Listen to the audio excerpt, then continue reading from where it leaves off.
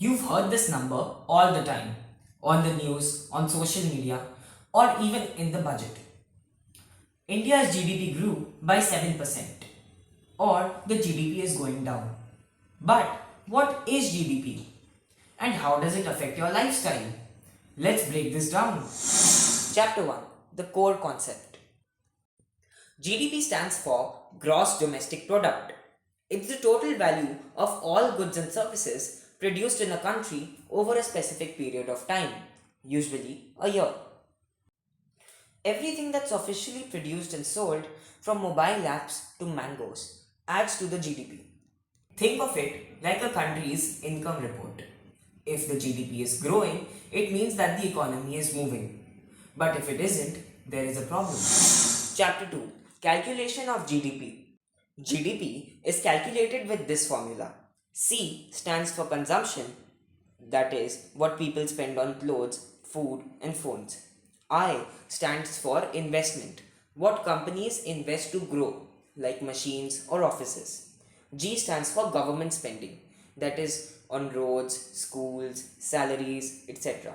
X minus M refers to exports minus imports of a country. Together, they tell us about the economic activity of the country. Chapter 3: What GDP doesn't show. But there's the catch. GDP shows quantity, not quality. It doesn't show how equally money is distributed, how happy or healthy people are, or whether we are damaging the planet while growing. GDP is powerful, not perfect.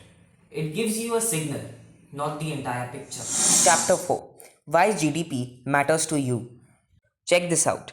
When GDP grows, the government earns more and can spend more on schools and roads. Companies also grow, creating more job opportunities. Even the investors earn more as the stock market moves. Lastly, more growth leads to more demand, which leads to higher inflation, which implies the purchasing power of money decreases. GDP is more than a number.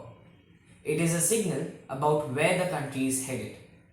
If you care about your future, your money, and your career, you would want to keep an eye on it.